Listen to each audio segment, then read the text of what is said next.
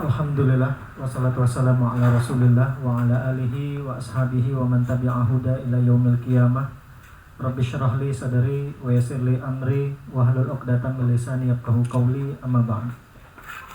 Teman-teman yang saya cintai karena Allah, baik teman-teman yang hadir di kedai kopi atas maupun teman-teman yang hadir secara online di YouTube Ngopi Dakwah Pangkal Pinang dan akun IG Ngopi underscore dakwah underscore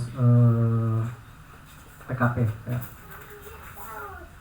Pertama, mari kita bersyukur kepada Allah dengan kita mengucapkan alhamdulillahirabbil alamin atas segala nikmat dan karunia, petunjuk dan hidayah yang alhamdulillah pada hari ini kita kembali dipertemukan Allah Subhanahu wa taala di majelis ilmu ini yang setelah pekan sebelumnya kita tidak hadir karena tidak ada narasumber yang ustazah yang siap mengisi. Kebetulan juga saya dalam kondisi kurang sehat. Tapi alhamdulillah pada hari ini kita kembali dipertemukan Allah di majelis ini. Mudah-mudahan pertemuan kita pada malam hari ini bisa menambah mizan kebaikan kita pada yaumul qiyamah nanti. Amin. Salawat dan salam kita sampaikan kepada Rasulullah Nabi Muhammad sallallahu alaihi wasallam. Allahumma sholli ala sayyidina Muhammad wa ala ali sayyidina Muhammad. Saya mengajak kita semua untuk menjadikan sunnah-sunnah Rasulullah sallallahu alaihi wasallam sebagai panutan kita atau sebagai pedoman hidup kita selain Al-Qur'an, dan mari kita menjadikan Rasulullah sebagai qudwah hasanah kita yang senantiasa mewarnai kehidupan kita dalam ucapan, perbuatan maupun sikap kita. Dan saya mengajak kita banyak-banyak bersalawat kepada Rasulullah sallallahu alaihi wasallam. Allahumma sholli ala sayyidina Muhammad wa ala ali sayyidina Muhammad. Teman-teman yang dimuliakan Allah, sebelum kita memulai kajian kita pada malam hari ini, ada beberapa hal penting yang perlu saya sampaikan. Yang pertama, bagi teman-teman yang berhalangan hadir, kita sudah ada akun Ngopi Dakwah YouTube ya, YouTube-nya. Jadi nanti bisa di-share ke teman-temannya, mungkin ke grup yang lain juga silakan. Siapa tahu mungkin ada mak-mak yang tidak sempat karena anak ngurus anak, atau mungkin ada yang berhalangan bisa menonton via YouTube maupun via IG kita. Ada tuh, sudah saya share linknya di grup kita. Boleh di-share ke grup teman-teman. Itu yang pertama. Yang kedua, saya sudah tidak di sekolah alam lagi. Kebetulan sekarang saya sedang merintis Islamic Center Pangkal Pinang, karena saya buat yayasan sendiri. Jadi nanti insya Allah saya akan bangun pusat pendidikan dan dakwah Islam di kota Pangkal Pinang. Lokasi sementara itu ada di belakang ini, apa namanya? Cordela, Hotel Cordela. Tahu Hotel Cordela? Kan ada gereja tuh di belakangnya itu. Atau kalau dari The Barles itu kan ada Hotel Wisma Jaya kalau saya nggak salah, ada ruko. Masuk antara ruko sama Wisma Jaya itu ada jalan turun ke bawah. Nah, rumah saya nanti, rumah wakafnya, 2 rumah sebelum gereja. Jadi sebelah kanan nanti gereja, ada rumah orang. Nah, ini rumah Islamic Centernya nanti insya Allah. Yang sementara lokasi yang akan jadi pusatnya nanti insya Allah sedang dicari. Kemungkinan nanti di Kerabut nanti ada yang akan menghibah insya Allah. Nah, langkah awal Islamic Center ini insya Allah saya akan mulai dari rumah Quran nanti. Jadi nanti di rumah Quran itu silakan bagi teman-teman nanti yang mungkin ingin bergabung, yang belum punya tempat belajar Al-Quran secara khusus lagi, nanti insya Allah di rumah Quran itu akan ada kelas dewasa dan kelas anak-anak. Kelas dewasanya itu ada kelas ikhwan, ada kelas akhwat. Ya, ada 2 kelas, 2 kategori maksudnya, kategori ikhwan maupun kategori akhwat. Harinya Jumat, Sabtu, Minggu. Silakan dipilih nanti teman-teman mau milih waktu kapan. Kalau kosongnya di hari Jumat sore, ya Jumat sore berarti Jumat sore. Sabtu itu full dari pagi sampai sore nanti insya Allah. Kemudian Minggu juga sama. Nanti kita lihat dulu. Untuk kelas dewasa itu nanti akan ada 3 kelas pilihan. Yang pertama kelas BBQ namanya itu. Ini bagi mereka yang baru belajar Al-Quran dari nol, yang benar-benar tidak tahu sama sekali, ya. termasuk pengen belajar lagi bagaimana penyebutan makharijul huruf dan segala macam dari nol benar. Pokoknya kita akan belajar di kelas BBQ itu. Kemudian ada yang kedua namanya kelas tahsin. Kelas tahsin itu bagi mereka yang pernah belajar tajwid tapi mungkin beberapa hukum belum sempurna penyebutannya, itu namanya kelas tahsin. Dan kelas yang ketiga nanti insya Allah akan ada namanya kelas tahfiz bagi mereka yang pengen cepat menghafal Al-Quran juga. 3 kelas ini nanti insya Allah ya. Silakan dipilih nanti sesuai dengan teman-teman pengen mau kelompok yang mana. 1 minggunya sekali kalau bagi kelas dewasanya, seminggu sekali aja. Yang ustazahnya insya Allah saya sedang mencarikan gurunya. Kalau bisa jangan saya, pokoknya nanti harus ada ustazah insya Allah, mudah-mudahan yang siap membantu di rumah Quran. Tapi kalau yang kelas yang ikhwannya akan saya handle sendiri gitu. Kalau yang sama saya insya Allah sanadnya sudah ada itu. Saya sudah mendapatkan sanadnya, sanad Tuhfatul Atfal namanya itu ya. Tuhfatul Atfal itu dari Syekh Zamjuri ya. Terus sanadnya saya ambil pada bulan Ramadan kemarin. Itu kelas dewasa. Jadi ada 3 kelas tadi, ikhwan maupun akhwat, kelas BBQ, kelas tahsin, sama kelas tahfiz. Tidak menutup kemungkinan nanti ada kelas tafsirnya nanti, tadabbur Al-Quran. Tapi setelah kita selesaikan 3 kelas yang pertama. Untuk anak-anak nanti insya Allah mulainya hari Selasa, Rabu, Kamis. Anak-anak 2 hari nanti insya Allah, 2 hari, seminggunya 2 hari. Sama nanti kita akan melihat kemampuan anak-anaknya. Kalau memang dari nol ya dari nol. Kalau memang tahsin ya kelas tahsin. Kalau memang sudah bagus tilawahnya akan masuk ke kelas tahfiz. Itu mungkin teman-teman pengumuman detailnya nanti akan saya sampaikan nanti insya Allah, sedang dibuatkan flyernya. Jadi jangan kaget kalau saya sudah tidak di sekolah alam lagi. Sekolah alam nanti akan dihandle sama istri saya.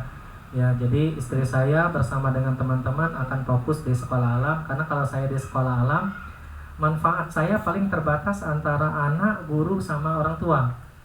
Ya, Mike, kalau di sekolah alam itu kan ada pengajian orang tua. Tapi kalau saya buat Islamic Center, nah ini manfaatnya insya Allah lebih luas. Termasuk nanti kalau teman-teman mungkin ada tempat bekerja, pengen ada kajian rutin, itu nanti bisa bekerja sama. Sekarang yang sudah jalan sama saya itu yang rutin PLTU, Anyer itu per 2 pekan sekali, Kemenkumham per 2 pekan sekali, Yayasan Mardotillah juga sama, seminggu sekali, Al-Furqon juga sudah kerjasama, dan beberapa yang lainnya ada. Nanti silakan Ustadz, kami kayaknya tempat kerja kami pengen ada kajian parenting misalkan, atau Ustadz tempat kerja kami pengen kajian fikih, nanti insya Allah bisa seperti itu. Nanti kita akan buatkan MOU-nya nanti bagaimana. Seperti itu ya kawan-kawannya. Oke, itu mungkin yang perlu saya sampaikan ya. Selanjutnya kita ada DTP malam nih. Jadi silakan buka aja HP-nya ya. TV kita kayaknya sedang dipinjam orang. Ya, jadi silakan. Ada yang belum masuk grup? Ada yang belum masuk grup di sini? Sudah semua ya. Filenya masih yang kemarin. Kita melanjutkan dari yang warna coklat ya. Yang terakhir kan kemarin kita bahas sampai Syajaratuz Zakum itu. Pohon zakum bentuk rupa jin yang tidak sebagus manusia. Nah setelah itu kita akan bahas itu sekarang, tentang 4 pintu iblis dalam menggoda manusia ya. Udah ketemu? Yang warna coklat udah ketemu ya? Udah ketemu belum? Sebelumnya mohon maaf, kita mulai dengan lafaz al-basmalah. Bismillahirrahmanirrahim. Hampir lupa tadi. Oke, ada nggak yang warna coklat? Oke, saya tunjukin.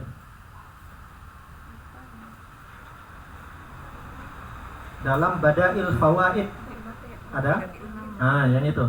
Dalam Badail Fawaid Imam Ibnu Qayyim Al-Jauziyah. Oke. Ya, slide yang ke-14. Ya, slide yang ke-14.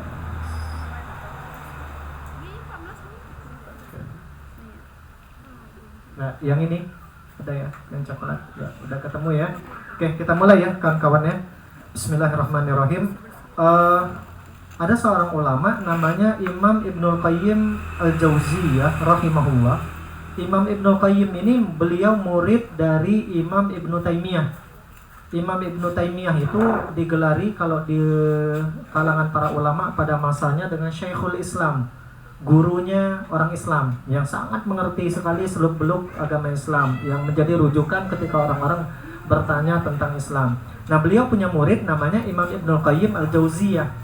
Imam Ibnul Qayyim Al-Jauziyah, beliau pernah berkata, "Imsaku fudulin nazar." Hendaklah kalian, kata Imam Ibnul Qayyim, menjaga pandangan mata. Yang pertama itu.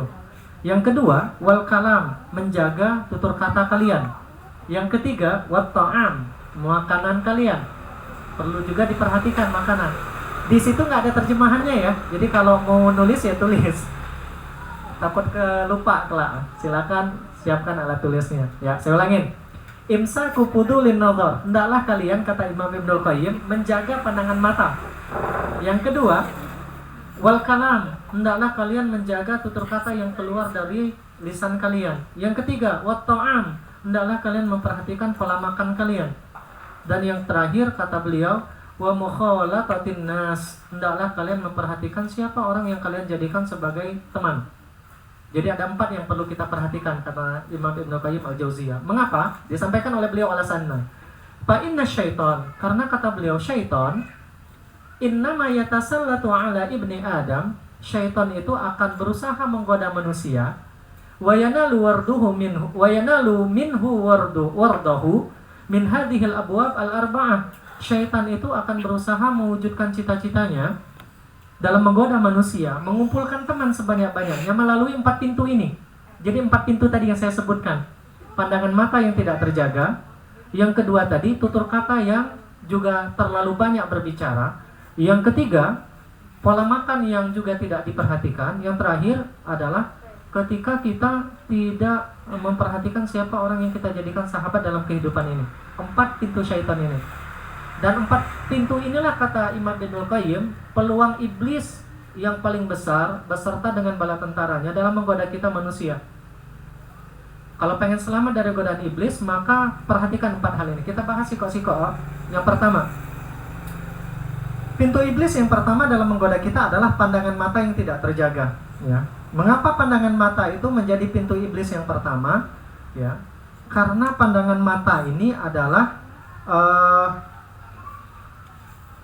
disampaikan oleh Rasulullah SAW dalam kitab hadis Al-Mustadrak ya. Kalau saya nggak salah kitab Imam Al-Hakim ya, diriwayatkan oleh Imam Al-Hakim dalam kitabnya Al-Mustadrak, yang an-nazratu sahmun min sihami iblis masmumah. Ada yang warna putih, lewatin dulu slide-nya, itu ada yang warna putih. An-nazratu sahmun min sihami iblis masmumah. Ini alasannya mengapa pandangan mata ini merupakan pintu iblis yang pertama. Karena kata Rasulullah, pandangan mata itu adalah panah iblis dari sekian banyak panah iblis yang sangat beracun dalam menggoda kita. Ya. Pandangan mata ini ternyata adalah senjatanya iblis yang sangat beracun untuk menggoda kita umat manusia. Ya. Makanya dari pandangan mata inilah teman-teman, biasanya kalau kami orang laki nengok cewek cikar, ya jangankan cewek cikar, cewek jihad gak jadi cikar. Apalagi memang cewek cikar kan, maksudnya jangankan cewek cantik gitu, jelek aja di mata kami orang laki itu dibuat cantik tuh cewek oleh iblis gitu. Sehingga Rasulullah SAW pernah berpesan kepada kami kaum laki-laki itu, ketika kalian, kata Rasulullah, melihat ada wanita cantik di luar, cepatlah kalian pulang ke rumah, kata Rasulullah. Karena mengapa? Apa yang ada pada wanita itu ada pada istri kalian. Itu. Begitulah iblis dalam membuat mata kita menjadi beracun ya. Termasuk antum juga sama, yang akhwat ya. Makanya saya sebenarnya menghindar ngisi ini karena saya nggak mau terjadi sesuatu yang nauzubillah ya, terjadi fitnah dan segala macam gitu. Cowok, jangankan cowoknya ganteng itu, saya nggak bilang saya ganteng tapi maksudnya gini, jangankan cowoknya ganteng, cowoknya jihad pun dibuat ganteng oleh iblis dalam pandangan mata seorang wanita. Karena memang pandangan mata ini sangat dahsyat. Oleh karena itu teman-teman yang dimuliakan Allah, Allah Subhanahu wa taala memerintahkan kita dalam Quran surah An-Nur ayat 30. Balik lagi ke belakang, jadi balik kita. Allah berfirman, "Kullil mu'minin." Ada kullil mu'minin yang warna hitam, slide yang warna hitam. Kullil mu'minin, kata Allah, wahai orang-orang yang katakanlah wahai Nabi Muhammad kepada orang-orang yang beriman, yawuddu min absarihim, hendaklah mereka menjaga pandangan mata mereka. Wa yahfazu furujahum, dan hendaklah mereka menjaga kemaluan mereka. Menjaga pandangan mata dan menjaga kemaluan. Dzalika azka lahum, yang demikian itu adalah baik bagi diri mereka, kata Allah. Innallaha khabirum bima yasnaun. Allah Subhanahu wa taala Maha mengetahui apa yang dikerjakan oleh manusia. Nah, teman-teman yang dimuliakan Allah, kalau kita pernah belajar ilmu tafsir, ketika Allah Subhanahu wa taala menyebutkan dua perkara dalam satu ayat, besar kemungkinan dua perkara tersebut ada korelasinya, ada hubungannya.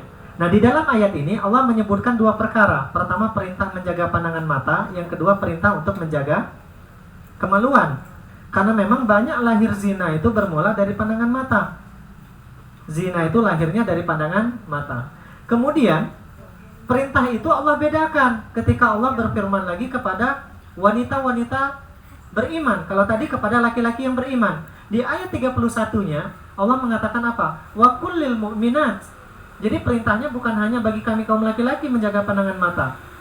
Kaum wanita pun diperintahkan untuk menjaga pandangan mata, ya, menundukkan pandangan mata. Yaududna min absarihinna, hendaklah kalian juga menjaga pandangan mata kalian, ya. Wa yahfazna furujahunna, dan hendaklah kalian menjaga kemaluan kalian, kata Allah. Lagi-lagi Allah sebutkan dua perkara ini dalam satu ayat. Karena memang bahayanya memang pandangan mata itu adalah ketika memang yang dilihat itu adalah sesuatu yang memang bisa mendatangkan fitnah. Oleh karena itu kalau ada orang bertanya, Ustaz, kepada saya misalkan, apa hukum pakai cadar gitu, pakai niqab gitu? Saya bilang hukumnya sunnah, tidak wajib. Tapi kalau kalian punya kecantikan yang lebih yang bisa mendatangkan fitnah, hukumnya bisa berubah menjadi wajib. Ya, pakai cadar, ya. Jadi kalau kalian misalkan hukum asal pakai cadar itu tidak wajib. Para ulama sepakat, ya, para ulama sepakat pakai cadar itu tidak wajib. Yang wajib itu pakai hijab, ya, pakai hijab yang Allah sebutkan kecuali muka dan telapak tangan. Tapi kalau pakai cadar itu tidak wajib, hukumnya sunnah. Para ulama sepakat. Namun ketika kecantikan kalian itu bisa mendatangkan fitnah, bisa membuat laki-laki itu tergoda, maka pakai cadar berubah hukumnya menjadi wajib. Maka dicek nih, Kak, kira-kira cikar enggak, Kak, tuh? Nah, jangan nanya ke diri surah, tanya ke orang lain gitu. Atau yang sudah menikah, tanya sama suaminya, Bang, punya cikar enggak, Bang? Kalau seandainya memang cantik, ya udah, kalian khawatir orang lain matanya tergoda oleh kalian, ya udah jaga. Karena gini teman-teman, kejahatan itu ada bukan karena hanya ada niat, tapi karena ada kesempatan. Pesan siapa itu? Pesan Bang Napi itu. Karena memang seperti itu, maka saya sering berpesan kepada para akhwat khususnya, bantu kami kaum lelaki untuk menjaga pandangan mata kami. Caranya bagaimana? Jangan buat kami tergoda. Gitu ya kawan-kawan ya. Ini pandangan mata. Oke, kita lanjutkan. Oke. Rasulullah SAW bersabda, al-ainani zinahuma an-nazar. Mata ini zinanya melihat. Jadi ketika kita melihat sesuatu yang tidak seharusnya kita lihat, sesungguhnya mata kita sedang berzina. Wal udhunani zinahuma al-istima'. Telinga kita itu zinanya adalah mendengar. Wal lisan zinahu al-kalam. Lisan kita itu zinanya adalah berbicara. Wal yad, tangan, zinaha al-batshu, adalah memegang. Kalau zaman sekarang berarti chatting. Jempol kita itu zina tuh. Kalau memang tidak seharusnya. Warijlu zinaha al-khuta, kaki kita itu zinanya melangkah. Oke. Wal qalbu yahwa wa yatamanna, dan hati kita itu nanti berhayal. Dari mata turun ke hati, dari telinga turun ke hati, kemudian dari lisan turun ke hati. Semuanya nanti bermuara ke hati kita. Nah, kalau masuk ke hati kita, Yahwa wa yatamanna, kalau bahasa Rasulullah itu. Mulai hati kita nanti bermain, berhayal, bermain, ya mikir yang tidak ada gitu. Nah, nanti keputusan tadi zina mata, zina tangan, zina telinga itu kepada zina benaran atau tidak sangat tergantung dengan hati kita. Maka mereka yang hatinya kotor akan terjadi yang mulai dari zina mata kepada zina hakiki. Wa yusaddiqu dzalikal farju wa yukadzibuhu. Nah, kalau ke hatinya kotor berarti nanti akan jatuh kepada zina benaran. Oleh karena itu teman-teman, saya mengajak kita sekarang, ayo kita menundukkan pandangan mata kita dan menjaganya, ya. Boleh tidak kita nengok misalkan, kalau kami orang laki misalkan lihat cewek cantik, apa bahasa kita orang Bangkatnya tepalis, so. Tahu tepalis? Nengok tidak sengaja. Kalau Bu Adel tidak tahu tepalis, so. Intinya macam itulah Bu, nengok tidak sengaja gitu. Lihat nggak sengaja. Nah itu kata Rasulullah, itu Khalifah Ali bin Abi Thalib pernah bertanya kepada Rasulullah, ya Rasul, gimana kalau kami di jalan, kami melihat ada cewek cantik. Kata Rasulullah, fa innama lakal ula. Yang kamu itu, yang boleh itu cuma pandangan pertama yang tadi nggak sengaja. Bukan pandangan yang kedua dan seterusnya. Kalau setelah nengok tadi kita melihat ke lain. Nah ini pandangan pertama tadi nggak berdosa kata Rasulullah. Tapi ketika kita balik lagi, nah itu yang berdosa. Itu yang berdosa. Makanya di awal kita membentuk ngopi dakwah, masih ingat kasusnya Hasannya yang ngisi ngopi dakwah awal ini siapa? Ustazah kan, sempat kita berdebat waktu itu di awalnya. Karena memang seperti itu, khawatir nanti terjadi fitnah. Yang kita nggak pernah tahu, kita nggak pernah bisa menjamin hati orang bagaimana. Maka saya benar, kalau saya misalkan tidak ada ustazah yang siap, saya berusaha mencari alasan. Jujur aja nih sekarang, saya berusaha mencari alasan supaya jangan saya yang ngisi, karena memang sangat berbahaya gitu ya. Gitu ya kawan-kawan ya. Kita lanjutkan lagi. Jadi hampir seluruh tubuh kita ini tidak selamat dari perbuatan zina. Oleh karena itu maka jaga pandangan mata kita. Beruntunglah mereka yang menjaga pandangan mata. Ada 3 mata yang disebutkan oleh Rasulullah yang tidak akan tersentuh api neraka. 3 mata. Berarti kalau matanya tidak tersentuh api neraka, tubuhnya pun juga tidak. Bukan berarti kalau mata ada, yang lain disentuh oleh api neraka, enggak. Ya, saya bacakan hadisnya.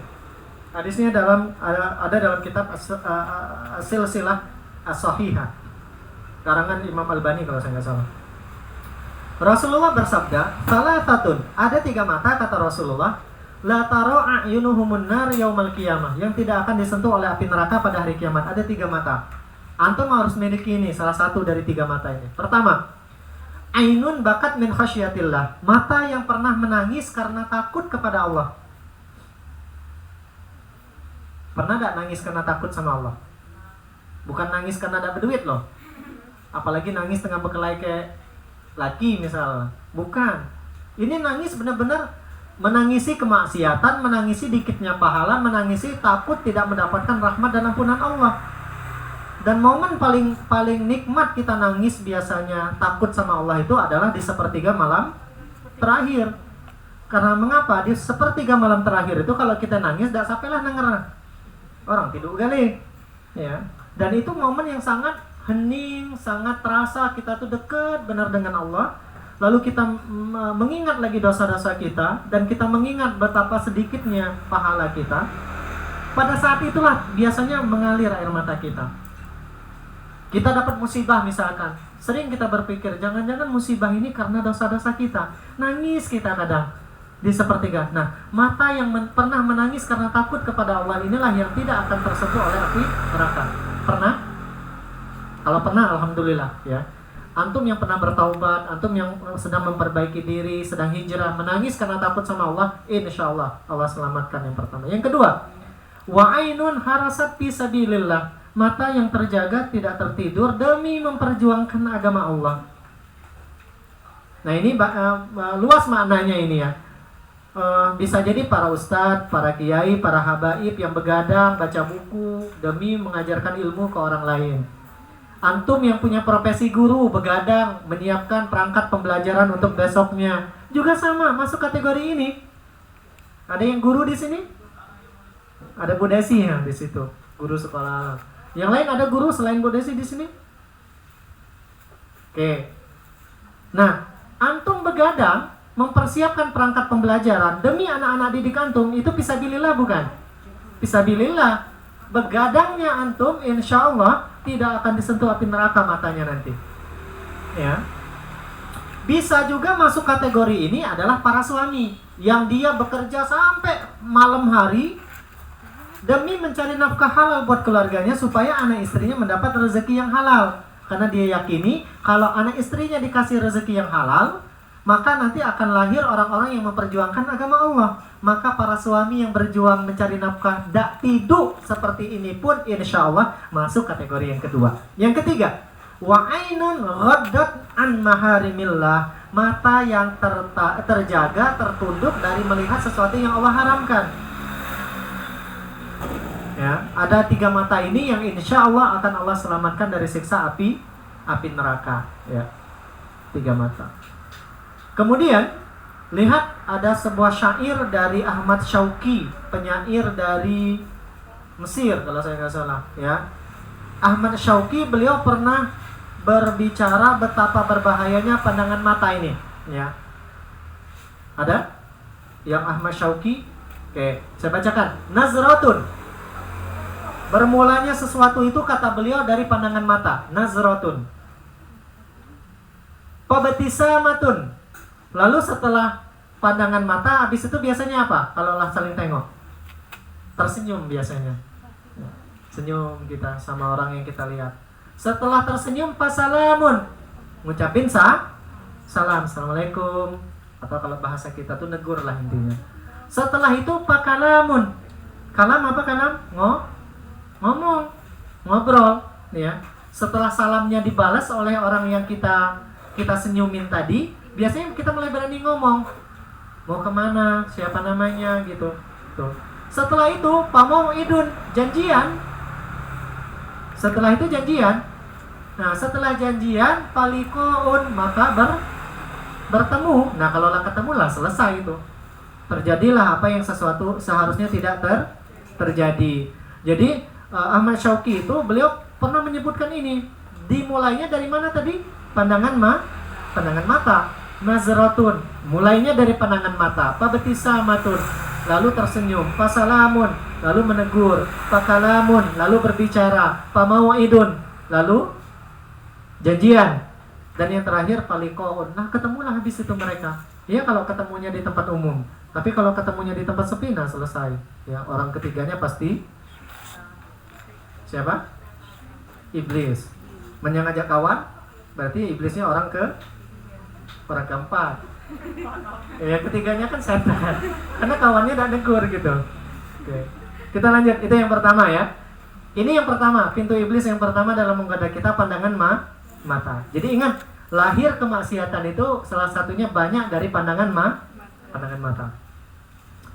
Maka oleh karena itu saya mengajak kita sesuai dengan firman Allah dalam Quran surah An-Nur ayat 30 dan 31 tadi. Ayo sekarang karena perintahnya dari Allah, kita tundukkan pandangan mata kita ketika melihat sesuatu yang tidak seharusnya kita lihat. Yang kedua, pintu iblis yang kedua kata Imam Ibnu Qayyim tadi dalam menggoda kita adalah ketika kita terlalu banyak berbicara. Banyak berbicara ini berbicara sesuatu yang tidak seharusnya dibicarakan. Ya. Kalau para ustadz, ustazah misalkan, para penceramah yang memang harus banyak ngomong, yang tidak masuk kategori ini, ya. Ini orang-orang yang memang dia dalam kehidupan sehari-hari itu memang suka ngomong gitu. Nah, ini pintu iblis yang kedua. Mengapa? Alasannya disampaikan oleh yang warna hijau, Ali bin Abi Thalib.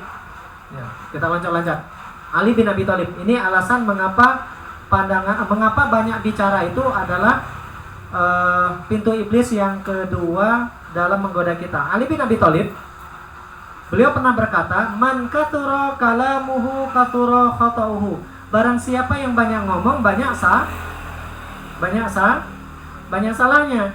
Banyak ngomong, banyak salah. Ingat rumusnya ini. Banyak ngomong, banyak salahnya. Artinya apa? Ketika terlalu banyak berbicara, peluang dia mengucapkan kalimat yang salah itu lebih besar dibandingkan mereka yang diam.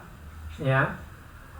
Saya ulangin. Man kathura kalamuhu kathura khata'uhu. Barang siapa yang banyak ngomongnya, kata Ali bin Abi Thalib, banyak salahnya.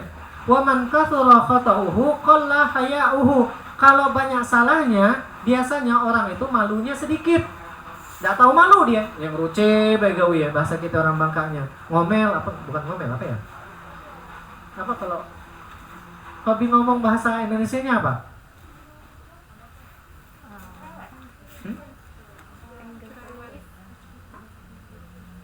Humoris.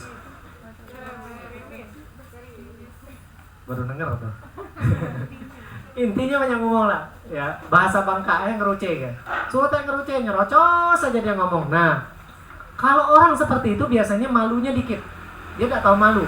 Yang penting dia ngomong aja biasanya. Oke, banyak ngomong banyak salah, banyak malu. Yang ketiga, waman qalla haya'uhu qalla wara'uhu. Kalau malunya sedikit, maka orang itu kebijaksanaannya, wibawanya pun sedikit, bukan kebijaksanaan.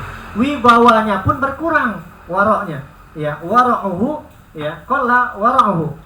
Wibawanya pun berkurang. Waman qalla wara'uhu mata qalbuhu. Kalau wibawanya sedikit, maka yang selanjutnya kata Ali bin Abi Thalib, mata qalbuhu, hatinya akan mati. Waman mata qalbuhu dakhalan nar. Kalau hati kita mati, tempatnya di mana? Neraka. Ingat, bermulanya dari banyak ngomong tadi. Pacak lari ke neraka. Saya ulangin. Man katsura kalamuhu katsura khata'uhu. Banyak ngomong, banyak salah. Waman katsura khata'uhu qalla haya'uhu. Banyak salah, sedikit rasa malu. Waman qalla haya'uhu, kalau sedikit rasa malu, qalla wara'uhu, sedikitlah wibawanya. Waman qalla wara'uhu, kalau sedikit wibawanya, mata qalbuhu, matilah hatinya. Waman mata qalbuhu dakhalan nar. Kalau hatinya mati, ya udah tempatnya di dalam neraka. Oleh karena itu Rasulullah SAW mengajarkan kita sebuah rumus. Kalau kita berbicara itu, kata Rasulullah, man kana yu'minu billahi wal yaumil akhir falyakul khairan au liyasmut. Barang siapa yang mengaku beriman kepada Allah dan hari akhir, hendaklah dia berkata yang baik atau diam. Maka dalam kehidupan ini teman-teman, sekarang kita perhatikan, kalau kita ngobrol sama teman kita atau sama siapapun, berkisah kita misalkan, kita cek kira-kira kalimat kita ini mengandung kebaikan atau tidak, bermanfaat atau tidak, ya. Kalau tidak, lebih baik kita diam, ya. Ada sebuah pepatah mengatakan diam itu adalah emas. Banyak ngomong adalah kematian. Saya ulangin, ini pepatah loh. Kita cuma sampai pada yang pertama aja, diam emas. Tapi kita tidak lanjut pada pepatah yang kedua. Diam itu adalah emas, tapi banyak ngomong adalah kematian. Makanya banyak orang yang terlalu banyak ngomong, hancur lebur tuh biasanya, ya, hidupnya. Ya, karena dia biasanya akan menyesal, minta maaf dan segala macam gitu. Oke.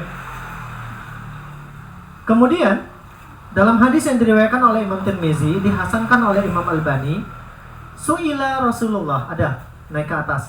Su'ila Rasulullah yang warna putih. Su'ila Rasulullah sallallahu alaihi wasallam. Rasulullah sallallahu alaihi wasallam pernah ditanya, an aktsari ma yudkhilun nas al-jannah. Ya Rasul, pernah pada suatu ketika Rasulullah SAW pernah ditanya, ya Rasul, apa yang paling banyak menyebabkan manusia masuk ke dalam surga? Kata Rasulullah, ada dua. Yang pertama, takwa Allah, bertakwa kepada Allah. Yang kedua, husnul khuluq, punya akhlak yang baik. Takwa apa takwa, teman-teman? Pengertian takwa apa? Pengertian kasar takwa itu adalah takut. Ya, takwa itu dari kata-kata takut. Ya. Tapi bisa juga itu pengertian Indonesianya. Kalau dari bahasa Arab, takwa itu dari kata-kata waqo. Ya. Waqo itu apa? Wiqoyah. Wiqoyah itu artinya kita menjaga. Ya. Maka takwa artinya kita menjaga diri kita dari larangan Allah, menjaga diri kita untuk taat kepada perintah Allah. Ali bin Abi Thalib, beliau pernah mendefinisikan takwa dengan 4 indikator. Kata Ali bin Abi Thalib, takwa itu harus miliki 4 indikator ini. Apa? Kata Ali bin Abi Thalib, takwa itu yang pertama adalah al-khaufu minal jalil. Kita takut kepada Jalla Jalaluh siapa? Allah. Al-khawfu minal jalil. Jadi takwa yang pertama itu kata Ali adalah kita takut sama Allah. Ingat, takut sama Allah itu beda dengan takut sama makhluk. Kalau kita takut sama makhluk kita menjauh, ya. Takut sama jin, lari tidak kita? Lah dapat materi kemana tidak lari kita? Iya. Ya, takut sama ular, cuman lari tidak kita? Lari. Tapi takut sama Allah kita mendekat. Ini bedanya takut sama Allah, sama Khalik dengan takut sama makhluk. Takut sama Khalik kita mendekat, takut sama makhluk kita menjauh. Berarti kalau kita takut sama Allah, ya kita deketin Allahnya. Kita melakukan kemaksiatan, kita melakukan dosa, lalu kita takut sama Allah, maka deketin ya Allahnya. Ya, gitu caranya. Jangan jauhin Allah. Beda takut sama Allah. Itu yang pertama, indikator takwa menurut Ali bin Abi Thalib. Yang kedua, indikator takwa yang kedua kata Ali adalah al-khawfu minal jalil. Yang kedua al-amalu bitanzil, mengamalkan apa yang Allah turunkan. Yang Allah turunkan apa? Al-Quran dan Sunnah. Kita amalkan semuanya. Apa yang Allah turunkan. Al-Quran misalkan memerintahkan kita berbakti sama orang tua kita, ya kita berbakti sama mak kita. Al-Quran memerintahkan kita fa'ammal yatima fala taqhar, sama anak yatim janganlah kalian abaikan, kata Allah. Ya, berarti sama anak yatimnya kita sayangin, gitu. Wa ammas sa'ila fala tanhar, jangan terbalik ya. Fa ammal yatima fala taqhar wa ammas sa'ila fala tanhar. Sama orang yang meminta-minta, sa'il itu pengemis. Ingat, orang yang enggak punya duit itu di dalam Islam ada dua. As-sa'il, dia nggak punya sesuatu tapi dia memberanikan diri meminta-minta. Yang kedua namanya al-mahrum. Al-mahrum itu orang yang nggak punya apa-apa tapi dia nggak mau minta. Nah, as-sa'il, peminta-minta, pengemis datang kepada kita, jangan kita sakiti mereka. Mendak ada duit, ya udah bilang aja mohon maaf saya nggak punya uang. Yang paling sering juga para pengamen. Ya, pernah nengok pengamen? Di Bangka mulai banyak. Ya, kalau ngamen ya bilang aja mohon maaf saya nggak bisa ngasih. Kalau lagi ada ngasih misalkan, jangan bilang nggak ada duit tengah makan. Lagi makan banyak bilang maaf nggak ada duit. Kata pengamen rapi kata orang ini. Itu lagi makan bilang nggak ada duit. Ya bilang, intinya kita jangan nyakitin mereka gitu, ya. Dan seterusnya ya. Kemudian Rasulullah juga sama. Rasulullah banyak mengajarkan kita banyak sunnah, ya. Sunnah Rasul makan tangan kanan, ya. Kemudian harus baca doa. Wa kul mimma yalika, makan apa yang di sekeliling kita dulu. Yang jauh jangan dimakan. Ya, itu adab makan. Masuk WC kaki kiri apa kanan? Jangan kesarok. Ya, jangan masuk masjid kaki kiri, masuk WC kaki kanan, ya. Dan seterusnya. Banyak sekali adab Rasulullah, ya. Yang sudah menikah juga sama. Ada adab berjima. Berjima itu mohon maaf banget, ada main terabas baik. Dia ada adab dan etikanya. Harus wudhu dulu, harus salat sunnah dulu, harus pakai minyak wangi dulu, ya. Baca doa dan seterusnya. Kalau sunnah-sunnah Rasulullah kita lakukan, maka itulah orang-orang bertakwa. Yang ketiga, indikator takwa menurut Ali adalah pertama tadi al-khawfu minal jalil, al-amalu bitanzil. Yang ketiga adalah ar-ridho bil qalil, bersyukur kepada nikmat Allah walaupun qalil, sedikit. Ya, nikmat Allah itu bukan masalah banyak kayak da'a. Banyak kalau tidak bersyukur terasa kurang. Sedikit kalau kita bersyukur terasa lebih gitu. Jadi terkait dengan nikmat itu bukan banyak kayak da'a, tapi pandai atau tidaknya kita bersyukur. Jadi saya ulangi, indikator takwa yang pertama takut kepada al-jalil. Jalil itu artinya Allah. Yang kedua al-amalu bitanzil, mengamalkan apa yang Allah turunkan. Yang ketiga ar-ridho bil qalil, bersyukur atau ridho dengan pemberian Allah walaupun sedikit dan kita mensyukurinya. Dan yang terakhir, indikator takwa menurut Ali adalah al-isti'dad liyaumir rahil, kita mempersiapkan diri kita bertemu dengan hari kematian. Nah, ini juga sama terkait dengan mati. Masalah nggak? Kapan kita mati? Bukan masalah. Nah, sekarang kapan itu bukan masalah kita mati. Masalah nggak di mana kita tinggal? Nggak masalah. Nak tinggal di Pengkal, nak tinggal di kampung, nak tinggal di Mendung, di Payak Benue, di Petaling, ya silakan. Ya, nggak masalah. Bagi orang beriman itu bukan di mana dan kapan mereka meninggal, tapi yang selalu dipikirkan oleh orang bertakwa itu bagaimana kondisi mereka ketika meninggal. Makanya tuh fokus kita sekarang kalau kita ingin jadi orang bertakwa, bagaimana ucapan dan perbuatan kita itu untuk memperindah kematian kita. Ya, itulah yang disebut dengan husnul khatimah, ya. Karena Rasulullah mengatakan innamal a'malu bil khawatim. Amal yang Allah tengok itu adalah amal yang kita kerjakan saat kita meninggal nanti. Makanya mereka yang sering hadir di majelis ilmu besar kemungkinan nanti meninggalnya sedang menuntut ilmu. Mereka yang suka tilawatul Quran, meninggalnya pun akan dalam kondisi membaca Al-Quran.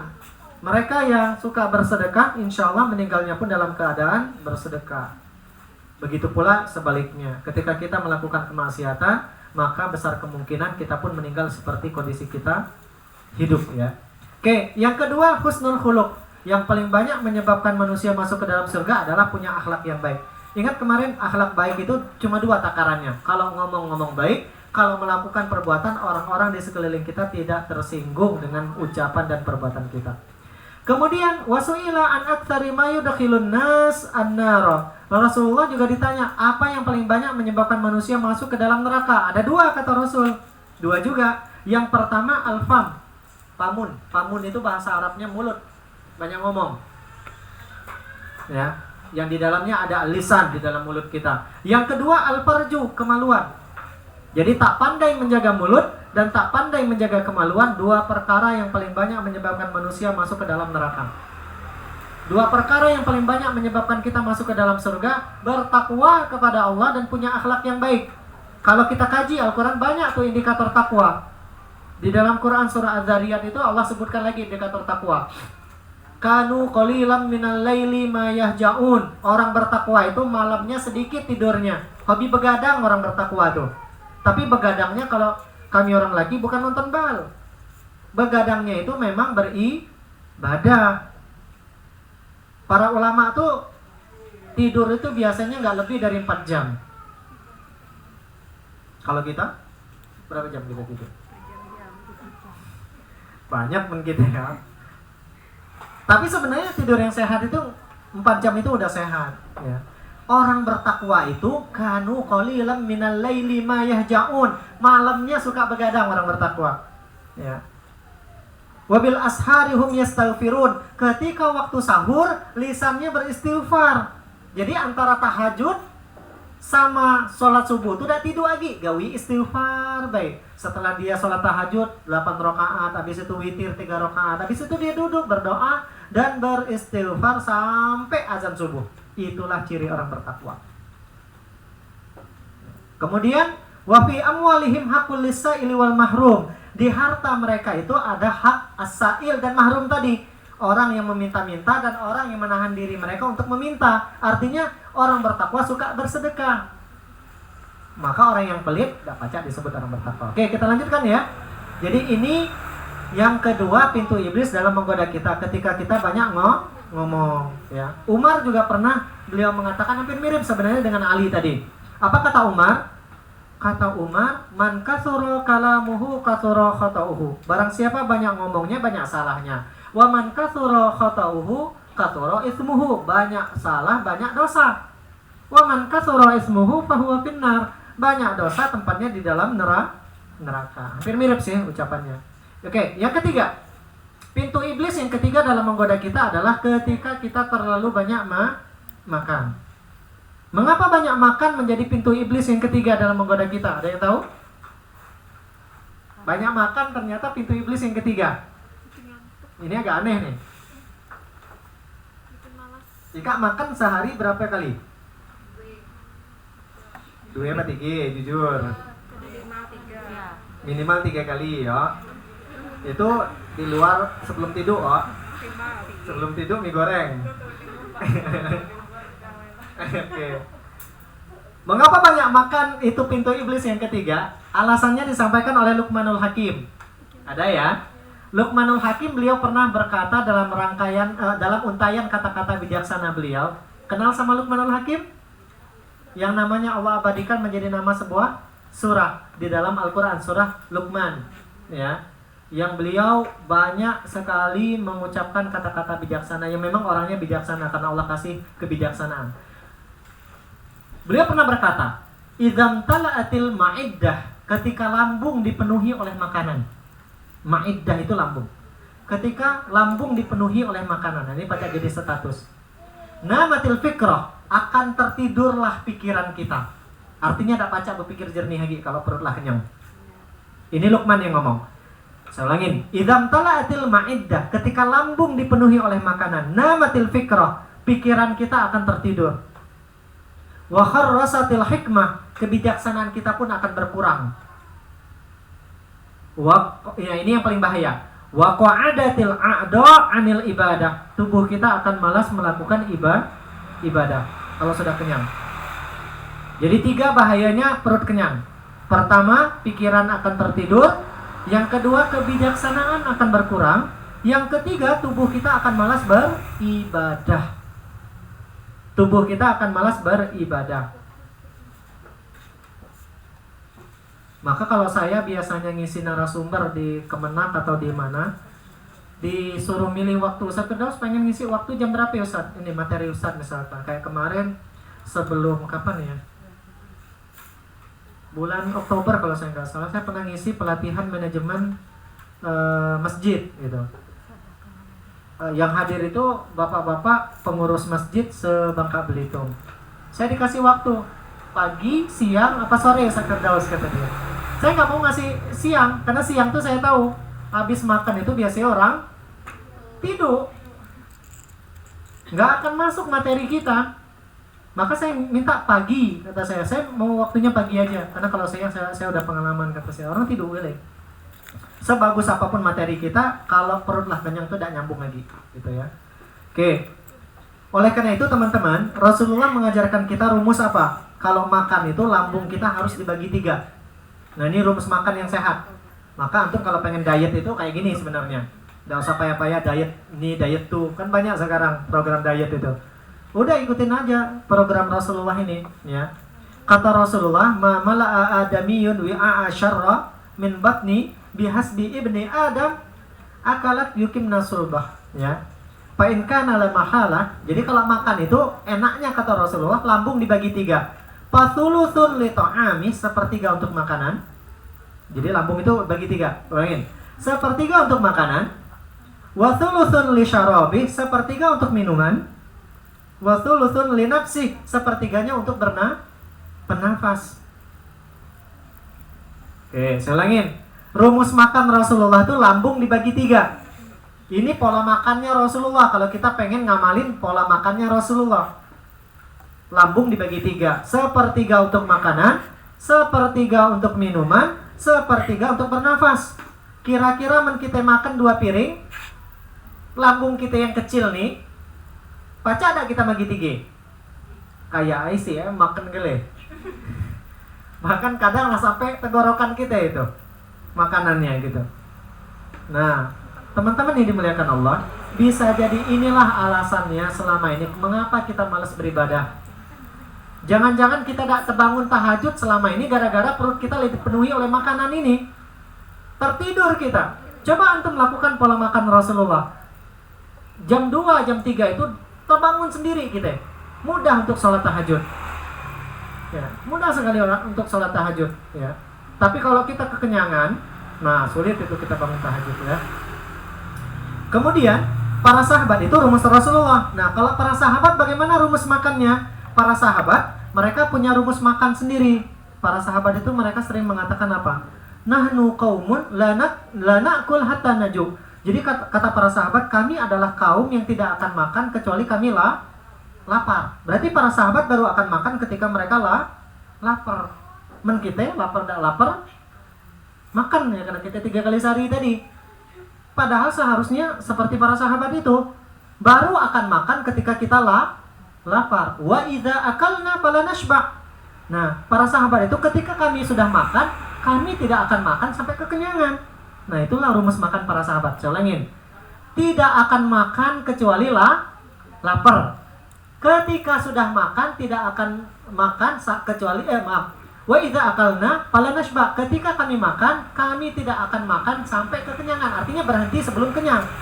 Makan ketika lapar, berhenti sebelum kenyang. Itulah rumus makan para sahabat. Baru akan makan ketika lapar dan akan berhenti makan sebelum kekenyangan, karena mengamalkan rumus Rasulullah tadi. Sepertiga untuk makanan, sepertiga untuk minuman, dan sepertiga untuk bernafas.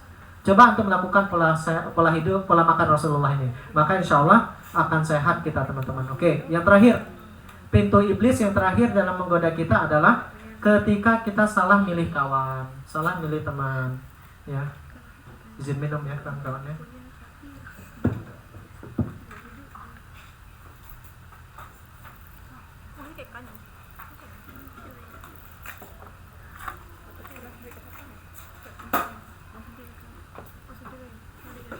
Oke, kita lanjut. Yang keempat, pintu iblis dalam menggoda kita yang terakhir adalah ketika kita salah memilih teman. Mengapa salah memilih teman itu menjadi pintu iblis yang keempat? Di dalam Quran surah Al-Furqan, ada ya? Quran surah Al-Furqan ayat 2829. Al-Furqan 2829 saya bacain. 27 lewatin. 2829-nya. Ya wailata, ada? Ya wailata di ayat 28-nya. Ini ungkapan orang-orang yang masuk ke dalam neraka karena salah milih kawan. Apa ucapannya? Ya wailata, alangkah ruginya diriku, kata mereka. Ya wailata, ini ungkapan penyesalan orang-orang yang masuk ke dalam neraka. Laitani, coba dulu aku, kata mereka. Lam attakhidh fulanan khalila, aku tidak menjadikan dia sebagai teman dekatku. Khalil beda dengan sohib. Pernah dengar kata-kata sohib? Ya, sodik, sohib, khalil.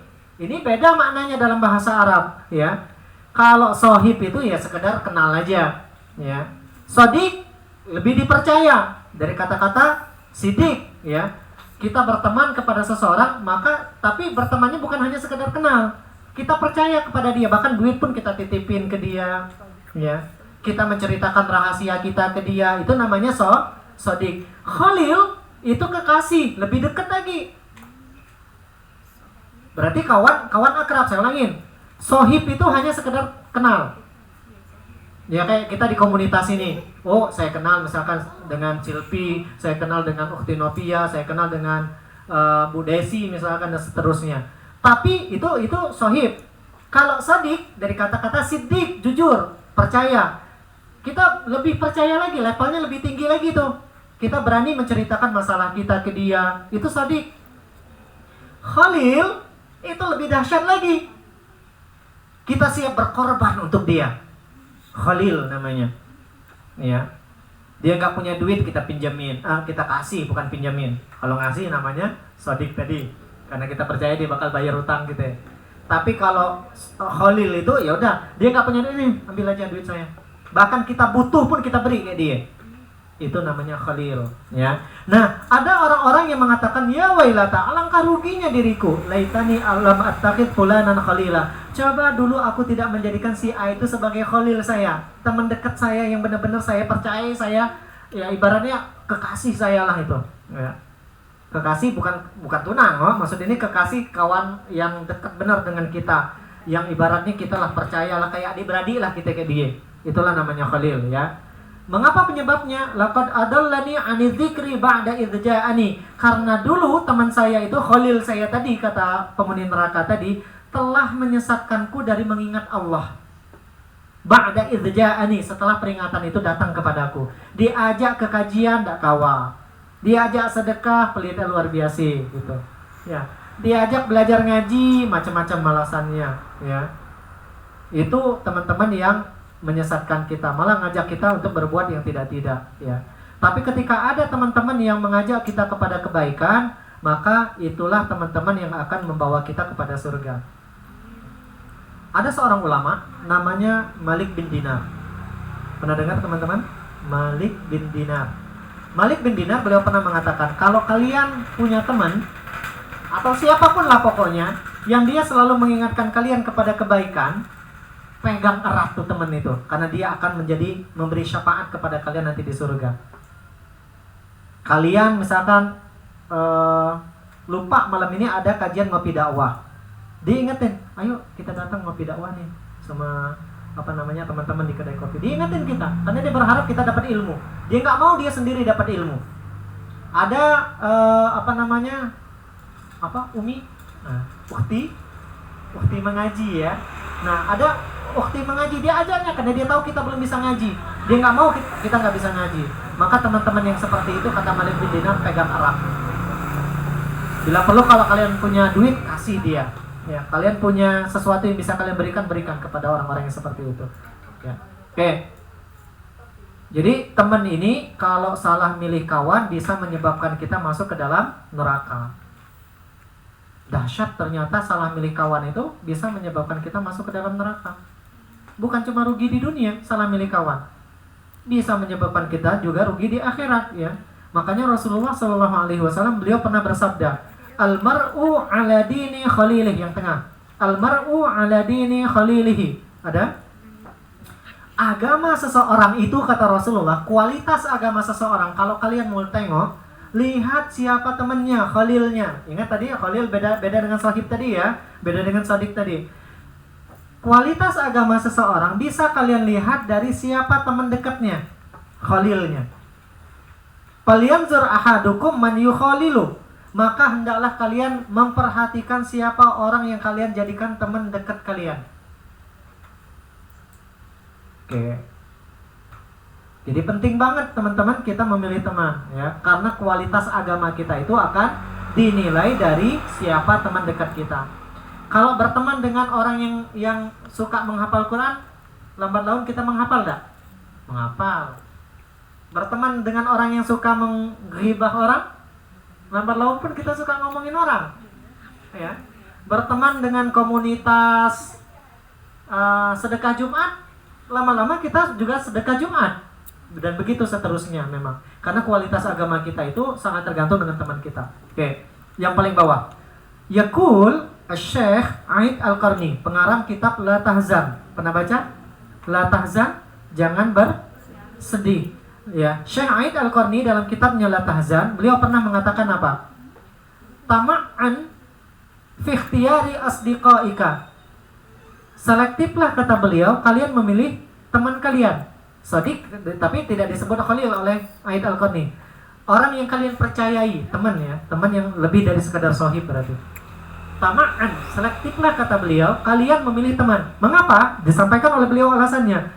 Anta takhtaru saffan min sufufil musallina ala janazatika. Memilih teman itu berarti kita sedang memilih orang-orang yang akan menyolatkan kita ketika kita terbujur kaku menjadi jenazah. Saya misalkan, saya milih berteman dengan para penghafal Quran. Maka ketika saya menjadi jenazah nanti yang menyolatkan saya adalah para penghafal Quran. Saya berteman dengan orang yang suka sholat berjamaah. Yang nanti akan menyolatkan saya adalah orang-orang yang suka sholat berjamaah. Itu pesan Syekh Aid Al-Qarni. Ya, memilih teman berarti kita sedang memilih sop sholat jenazah kita nanti. Makanya kalau ada orang baik biasanya yang menyolatkannya banyak dah. Banyak banget. Banyak. Bahkan kalau dia orang baik itu yang menyolatkannya itu ustadz, kiai, orang baik kali itu yang menyolatkannya. Tapi kalau dia orang yang tidak baik, yang datang menyolatkannya pun biasanya sedikit. Karena memang kita bisa menilai seseorang itu baik atau tidak, salah satu indikatornya lihat berapa banyak orang yang menyolatkannya dan siapa aja yang menyolatkannya, biasanya macamnya. Oke, terakhir kawan-kawan sebagai penutup, Rasulullah SAW pernah memberikan perumpamaan teman baik dan teman buruk itu seperti kahamilil miski wa nafikhil kiri. Ya, saya bacain hadisnya. An Abi Musa Al-Asy'ari, dari Abu Musa Al-Asy'ari radhiyallahu anhu, anna Rasulullah sallallahu alaihi wasallam qala, bahwasanya baginda Rasulullah sallallahu alaihi wasallam telah bersabda, "Matsalul jalisis salih," perumpamaan teman yang baik, wal jalisis su'i, dan teman yang tidak baik, kahamilil miski, seperti penjual minyak wangi, wa nafikhil kiri, dan tukang pandai besi. Saya ulangin. Perumpamaan teman yang baik dan teman yang tidak baik seperti penjual minyak wangi dan tukang pandai besi. Nah, disampaikan alasannya oleh Rasulullah secara detail. Pahamilul miski, coba tengok kata Rasulullah, penjual minyak wangi. Pernah nengok penjual minyak wangi? Pernah, oh? Oke. Malam suah datang lebih sedih. Ya. Penjual minyak wangi itu 3 kemungkinan kata Rasulullah. Imma ayyukhdiyaka. Bisa jadi kalau kalian berteman dengan penjual minyak wangi atau berteman dengan orang yang suka bawa apa namanya? Ya minyak wangi lah intinya, baik yang semprot maupun yang colet itu. Pertama kata Rasulullah, imma ayyukhdiyaka. Bisa jadi yang pertama kalian akan dicoletin sama dia. Teng. Ya kalau kami orang laki itu kan kalau di masjid banyak penjual minyak wangi. Nih Ustaz, coba Ustaz kata dia, dicoletin kita biasanya. Bayar nggak tuh? Enggak, gratis. Kalau yang di toko-toko pun biasa sering kita yang disemprotinnya kita. Nih Ustaz nyium bau. Yang semprotan dia tuh gratis. Nah, teman yang baik itu kemungkinan yang pertama ini kata Rasulullah persis seperti penjual minyak wangi tadi. Dia berteman dengan kita, maka dia akan berusaha mengajak kita mengikuti kebaikannya. Dan dia tidak menuntut apa-apa dari ajakannya. Persis seperti penjual minyak wangi tadi, yang menyoletkan minyak wanginya gratis, tidak menuntut bayaran sedikit pun dari kita. Teman yang baik itu kemungkinan yang pertama seperti itu. Dia kalau dia memang benar-benar baik, dia nggak mau kita berada dalam keburukan. Dia belajar ke suatu tempat, dia ajaknya, yuk ikutku belajar. Dia kemudian dia bersedekah, dia ajaknya kita sedekah juga. Itulah teman yang baik. Kemungkinan yang pertama. Yang kedua, penjual minyak wangi itu wa imma antabta'a minhu. Bisa jadi kita nggak dicoletin, tapi karena kita suka baunya, kita beli. Suka dengan minyak malaikat subuh tuh. Ada apa namanya yang botol kecil itu namanya malaikat subuh. Saya suka baunya. Kalau kita suka itu, kita nggak perlu nyolet lagi. Setiap kita datang ke penjual minyak, ada malaikat subuh nih. Kita langsung beli. Artinya apa? Berteman dengan orang baik itu bisa jadi dia tidak ngajak kita, tapi kitanya yang termotivasi melihat dia. Pernah nggak dengan orang macam ya? Pernah ya? Lihat dia aja kita termotivasi, dia nih suka belajar ngaji. Nah kita aja termotivasi, malu rasa kita tidak ngaji. Dia nih suka belajar, malu kita tidak belajar. Kitanya yang termotivasi melihatnya. Kalau yang pertama tadi kita diajak, teman yang baik itu. Maka kalau ada teman yang ngajak kita kepada kebaikan, ya ini penjual minyak wangi yang level teman yang paling the best ini. Level teman yang kedua, dia tidak ngajak kita, tapi aura kebaikannya membuat kita termotivasi melakukan kebaikan. Yang ketiga, wa imma antajida minhu rihan tayyibatan. Kemungkinan paling minimal teman yang baik itu kita bisa jadi tidak diajaknya.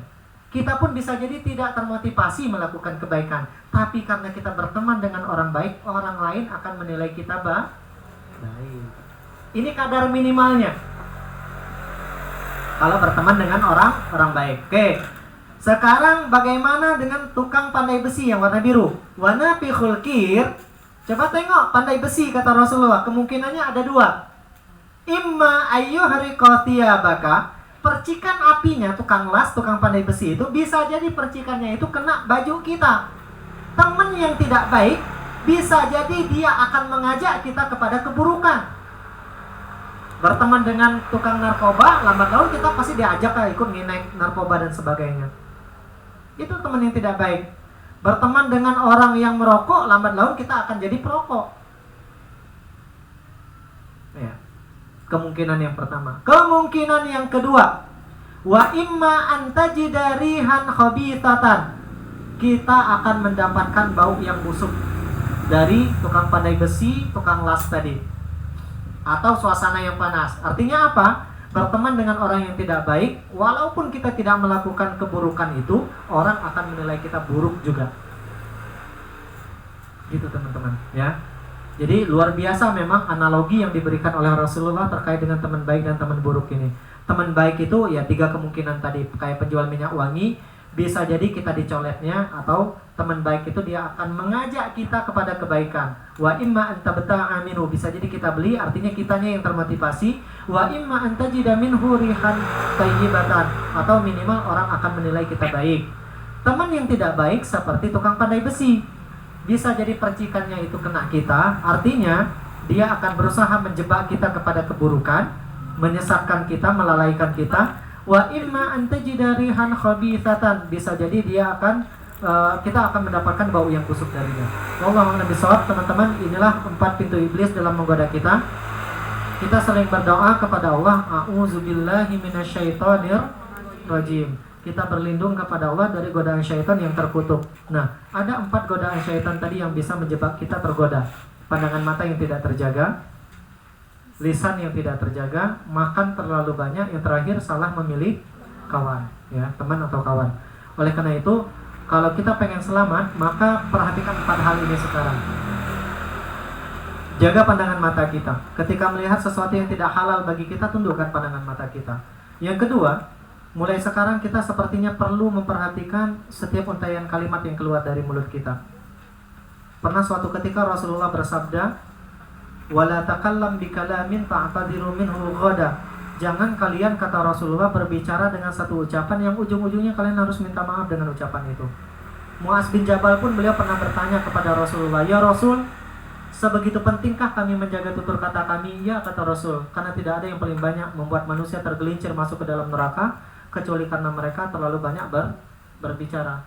Yang ketiga tadi, banyak makan. Nah, ini yang menyebabkan kita malas beribadah, malas berpikir, malas beribadah. Dan ini bisa jadi jawaban selama ini kenapa kita malas datang ke majelis ilmu, malas sholat tahajud, malas sholat duha, malas sholat 5 waktu tepat waktu misalkan. Bisa jadi karena kita kekenyangan. Coba sekarang mulai diperhatikan pola makannya. Insya Allah sehat, badan pun sehat, tubuh pun sehat, semangat melakukan amal ibadah. Dan yang terakhir, ayo sekarang selektif memilih teman, ya. Alasannya mengapa? Pertama, seorang teman yang jahat bisa menyebabkan kita masuk ke dalam neraka. Rasulullah juga mengatakan apa tadi? Kualitas agama seseorang bisa dilihat dari siapa? Temannya. Dan yang ketiga, Aid Al-Qarni bilang apa tadi? Memilih teman sama dengan memilih sholat jenazah kita, ya. Dan yang terakhir tadi, Rasulullah memberikan perumpamaan teman baik dan teman buruk. Mudah-mudahan apa yang saya sampaikan ini bisa menjadi motivasi bagi kita untuk bisa menjaga diri kita dari godaan iblis yang terkutuk. Karena iblis itu punya satu tujuan, karena dia udah tahu tempatnya di dalam neraka. Fokus dia sekarang ini adalah bagaimana mencari teman sebanyak-banyaknya, ya, yang akan menemaninya di dalam neraka, ya. Oke, itu aja mungkin teman-teman yang bisa saya sampaikan. Kalau ada yang mau ditanyakan, ahlan, silakan. Jam 9:18. Mendadak kita pulang. Silakan kalau ada yang mau ditanyakan. Ayo. Ada.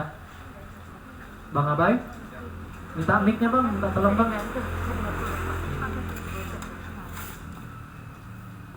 Oke, makasih bang.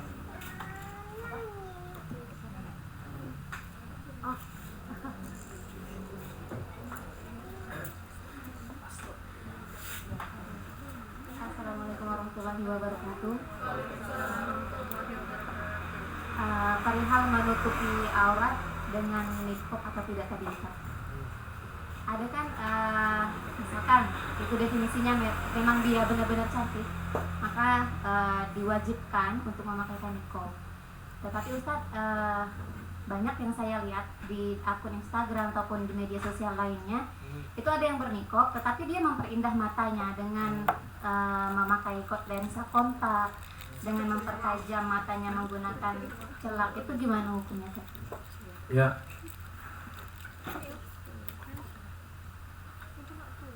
Saya ingin membacakan hadis teman-teman yang diriwayatkan oleh Imam Tirmizi. Rasulullah Shallallahu Alaihi Wasallam bersabda, "Ayyu mamra'atin, wanita mana saja, ista'tarat, pakai minyak wangi dan berhias, pakai minyak wangi dan berhias.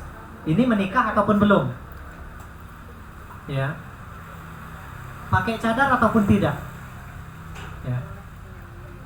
Berhias tujuannya apa? Liyajidu min rihaha, supaya orang lain mencium bau harumnya dan memuji dirinya. Mohon maaf, fahiya zaniyah, kata Rasulullah. Hukumnya sama dengan berzina dosanya.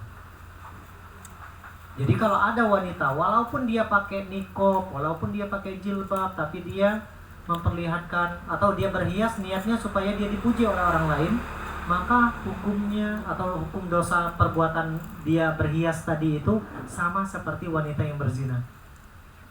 Betapa besarnya berarti dosanya. Oleh karena itu memang seorang wanita itu tidak boleh berhias, ya, untuk orang lain. Jangan dipotong dulu. Wanita tetap wajib berhias bagi suaminya. Dulu ketika kita membahas apa kemarin, wanita yang dirindu surga, masih ingat? Ciri-ciri wanita soleha itu kalau di luar itu ke Arab-Araban, kalau di dalam rumah ke Barat-Baratan. Paham enggak maksudnya? Paham. Berarti kalau antum sudah menikah di dalam rumah, jangan ditutup-tutupin. Untuk suami maksudnya ya. Ya udah buka-bukaan aja sama suami. Buat suami betah di dalam rumah. Jangan sampai dia mencari kecantikan lain selain kecantikan antum. Ya, tapi ketika antum keluar rumah, maka berusahalah seperti orang Arab. Pernah nengok orang Arab gak? Arab beneran loh, bukan Arab maklum. Arab beneran itu kalau pakai cadar kayak gini, matanya pun dikasih kain hitam lagi. Matanya tidak ketingok. Yang pernah umrah pasti tahu bagaimana orang Arab pakai cadar. Matanya pun tidak ketingok. Itu harusnya memang. Tapi kalau ada misalkan wanita muslimah dia pakai cadar, lalu dia ya alisnya diperbagus, lalu diposting di media sosial, main TikTok pelik misalkan. Lah tuh, udah baca komen lah ya. Kayaknya masuk kategori hadis tadi, gitu ya. Jadi minimal kalau antum dapetin orang seperti itu, kalau memang sanggup nasehatin. Memang tidak berani menasehati, minimal doakan. Kan apa kata Rasulullah kalau melihat kemungkaran gimana? Man ra'a minkum munkaron falyughayyirhu biyadihi. Kalau berani negur, misalkan dia bawahan kita ini. Yaudah kita tegur. Kalau kamu masih macam ya, masih posting di media sosial macam ya, kamu jabatannya saya turunin atau gaji kamu saya kurangin.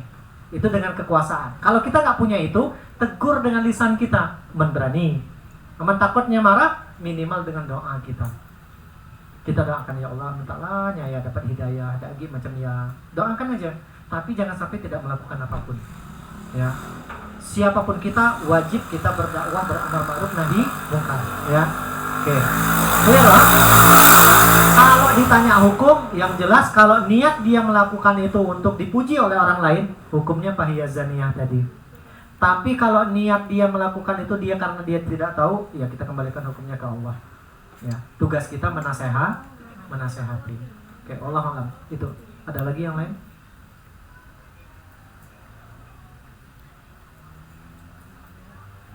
Tidak deh. Oke, kalau tidak ada kita cukupkan ya kawan-kawannya. Minggu depan mau bahas oke, silakan. Kasih mic-nya biar kedengar semuanya. Ini udah kenal belum beliau nih? Kalau belum kenalan dulu, sebutkan namanya biar yang lain pada kenalan, nanti ketemu di jalan cepat tahu ditraktir kelak kan.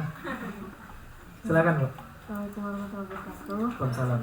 Baik Ustaz, mau bertanya tentang nama saya Verlin. Saya mau bertanya, kalau misalnya yang perihal tentang minyak wangi tadi Ustaz. Ya. Kalau misalnya kita itu memakai minyak wangi dengan alasan wanita ini kan tingkat kepedeannya itu Ustaz ya. Apalagi di lingkup ruang pekerjaan gitu. Kita tuh makan minyak wangi karena tidak enak, takut bau badan gitu Ustaz. Gimana hukumnya? Jadi takut gak pede jadi kisah. Gini teman-teman,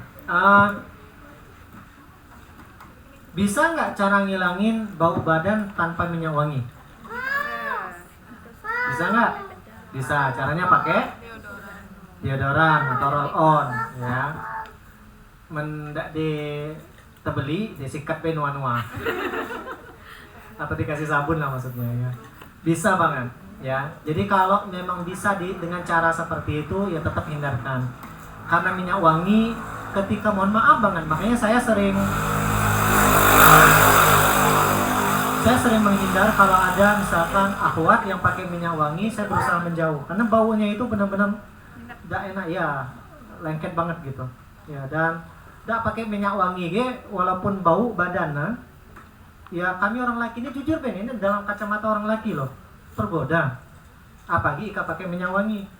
Makanya usahakan pakai deodoran tadi atau roll on tadi itu ya. Saya cerita aja dulu waktu di sekolah alam tuh ada salah satu guru kami akhwat, sama saya cerita aja akhwat, tiap kali lewat samping dia terasa tungus bau,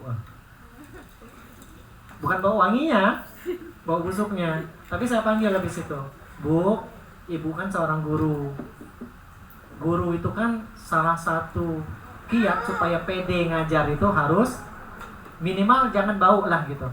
Kalaupun tidak wangi minimal jangan bau. Akhirnya saya saranin dia pakai deodoran tadi. Dia melakukan itu dan alhamdulillah hilang bau. Nah gitu. Jadi tetap hindarkan bau minyak wangi. Bau minyak wangi bagi seorang wanita itu menggoda. Ya, dan itu bisa pada level haram nanti.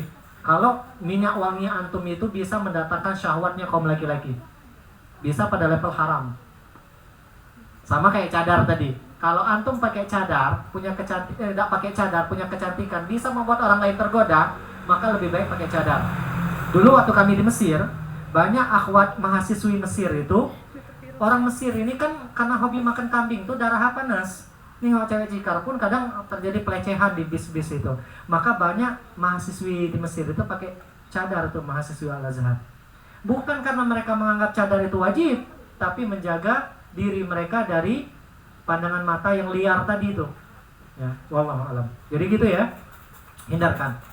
Yang paling sering terjadi itu biasanya saat pesta orang kawin. Coba tengoklah saat orang nikah, resepsi itu. Burihnya tebel kadang kan. Tahu burih? Bedak.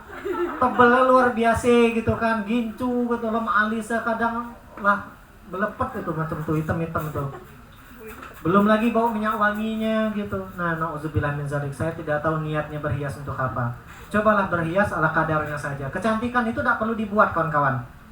Dia natural ya. Ya sama misalkan gini, kayak istri saya. Menurut saya istri saya yang paling cantik. Tapi menurut orang lain belum tentu. Karena kecantikan itu relatif ya. Tidak perlu kita dipuji ke orang pun, apa manfaatnya? Ya, tidak ada manfaat. Kita dipuji cantik sama orang, apa manfaatnya? Puas baik. Enggak ada manfaat sama sekali ya. Yang ada malah kita mendatangkan murkanya Allah. Wallahu alam. Gitu ya. Ada lagi? Oke, cukup ya kawan-kawannya. Demikian minggu depan kalau memang tidak ada ustazah yang siap, kita akan bahas fikih pernikahan lagi minggu depan. Kita lanjutkan minggu depan itu tentang ilah dulu. Ya, tentang ilah. Ilah itu ketika suami menggantung status pernikahan istrinya, dia bersumpah tidak menyetubuhi istrinya lebih dari 4 bulan. Nah, nanti gimana tuh saudara? Dan banyak terjadi kasus ini biasanya wanita yang dia dinafkahi tidak oleh suaminya. Tinggal serumah juga dak, dicerai juga dak. Bagaimana tuh nanti statusnya? Ada hukumnya di dalam Islam. Oke, kalau memang tidak ada, demikian kawan-kawan, kebenaran datangnya dari Allah. Ambil yang benar dari saya, yang salah jangan diambil. Kemudian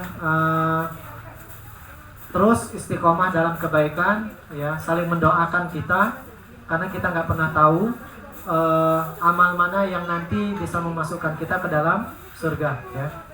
Kita tutup dengan lafaz alhamdulillah. Alhamdulillahirabbil alamin. Istighfar sebanyak-banyaknya. Doa kafaratul majlis. Subhanakallahumma wa bihamdika asyhadu an la ilaha illa anta astaghfiruka wa atubu ilaik. Wallahu a'lam bishawab. Wassalamualaikum warahmatullahi wabarakatuh.